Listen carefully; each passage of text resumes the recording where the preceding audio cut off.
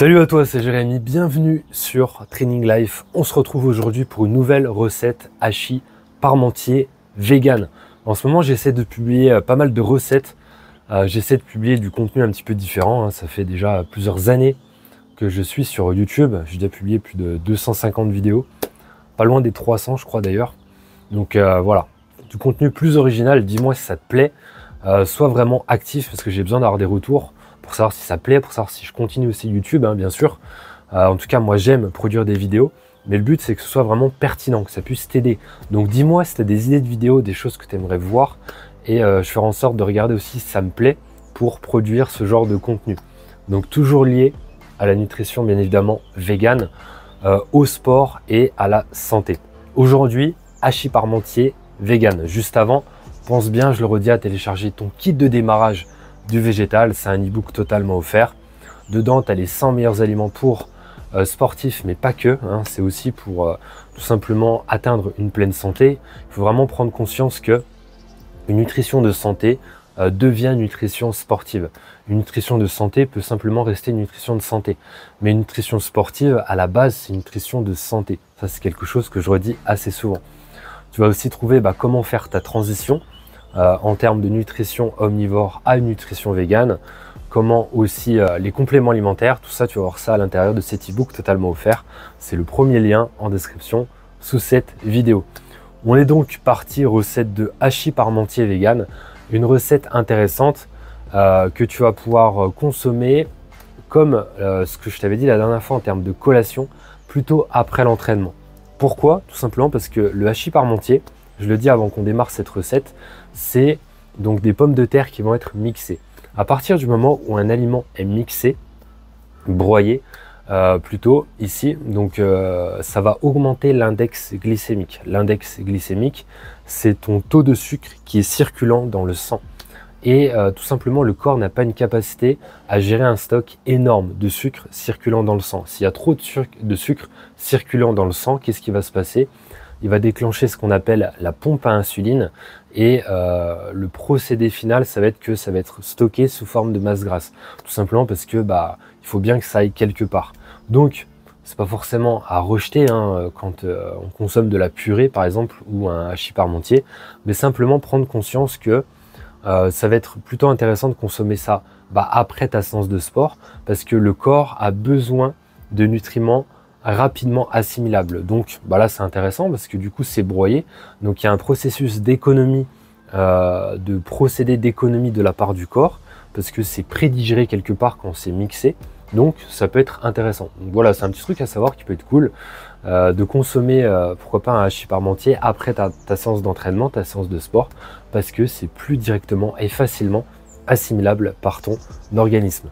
On est parti directement donc pour cette recette hachis parmentier vegan. On va commencer avec 800 g de pommes de terre. Tu auras aussi besoin de 100 g de protéines de soja texturées. Les protéines de soja texturées, c'est une des meilleures sources de protéines végétales qui existent en termes de quantité. On est à 50 g de protéines pour 100 g, c'est juste énorme. Alors sur un produit déshydraté, à savoir les protéines de soja texturées triplent de volume une fois qu'elles sont réhydratées. Donc ici dans cette recette, on aura 50 g de protéines qui proviennent des protéines de soja texturées. Tu auras aussi besoin de 50 ml de sauce soja. Tu peux aussi prendre de la sauce tamari ou de la sauce shoyu qui sont plus intéressantes sur le plan nutritionnel que la sauce soja. Une cuillère à café de sirop d'agave. Le sirop d'agave est extrait de l'agave bleue qui est une plante qui pousse surtout au Mexique. Aussi appelé miel de cactus, le sirop d'agave était déjà connu par la civilisation des Aztèques. Le sirop d'agave contient des quantités notables de minéraux essentiels comme le fer, le calcium, le potassium et le magnésium. Bien évidemment, prends du sirop d'agave de bonne qualité, sinon tu n'auras pas accès à ces minéraux. Ces minéraux jouent un rôle crucial dans diverses fonctions corporelles comme la formation des os, la production d'énergie et le maintien de l'équilibre électrolytique. L'équilibre électrolytique, c'est quelque chose de très important à prendre en considération quand tu fais du sport, notamment quand tu t'entraînes l'été avec des fortes chaleurs, parce que c'est ce qui va définir le bon ratio de sels minéraux qui sont présents dans ton organisme. Et ça vient en considération c'est à prendre en compte avec la transpiration.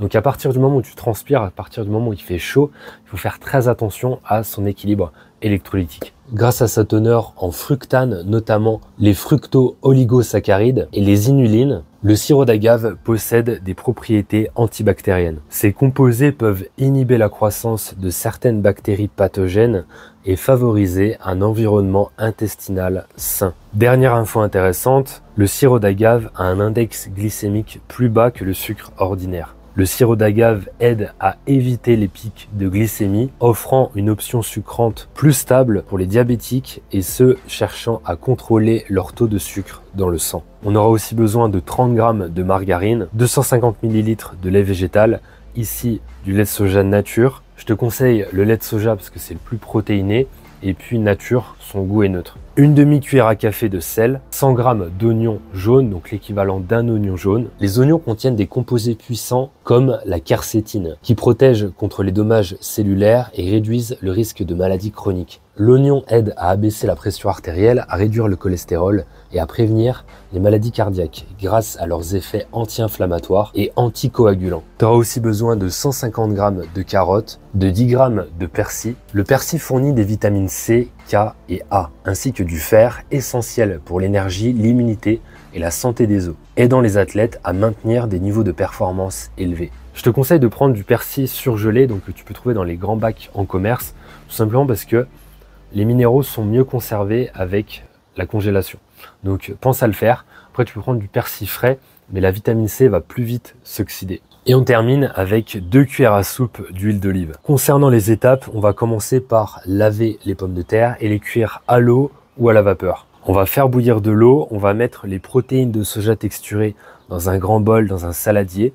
On va ajouter aussi la sauce soja et on va laisser gonfler pendant au moins une dizaine de minutes. On va ensuite émincer l'oignon, éplucher les carottes. On va couper ça en tout petits dés et on va faire revenir avec l'huile d'olive sur feu moyen. On va ensuite égoutter les protéines de soja texturées. On va ajouter ça dans la poêle avec la carotte et l'oignon. On va rajouter un peu d'eau et on va laisser cuire. En tout dernier, on va ajouter le sirop d'agave et on va remuer pour faire caraméliser légèrement. On va ajouter le persil, on va remuer. N'hésite pas à remettre un petit peu d'eau éventuellement.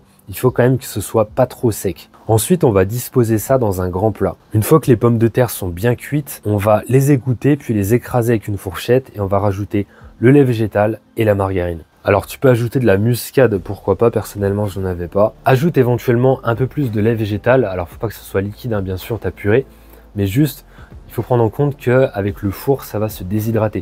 Donc il ne faut pas que ta purée au-dessus de ton hachis parmentier soit trop sèche. On ajoute cette purée au-dessus des protéines de soja texturées et on met ça au four à 180 degrés pendant une trentaine de minutes. Et on a terminé pour cette recette, une recette intéressante, un taux de protéines élevé, des glucides qui sont présents. Encore une fois, l'index glycémique est peut-être un petit peu plus élevé parce que premièrement, les pommes de terre sont broyées, ensuite on a une cuisson au four. Mais voilà, encore une fois, tout dépend déjà à quoi tu compares. On n'est pas en train de comparer ça à un hachis parmentier vegan, hein, peut-être que ça existe. Je crois que j'en ai déjà goûté un Carrefour en surgelé, acheté dans le commerce, et on n'est pas non plus en train de manger ça n'importe comment. Donc si, en l'occurrence, si tu consommes ça autour de ta séance de sport, plutôt après, bah, ça va être quelque chose de très intéressant. Je te laisse télécharger ton kit de démarrage du végétal, c'est le premier lien en dessous de cette vidéo. Encore une fois, dis-moi si tu as des sujets que tu aimerais que j'aborde. On se retrouve dans la prochaine vidéo. Entraîne-toi avec le cœur, mange avec le cœur.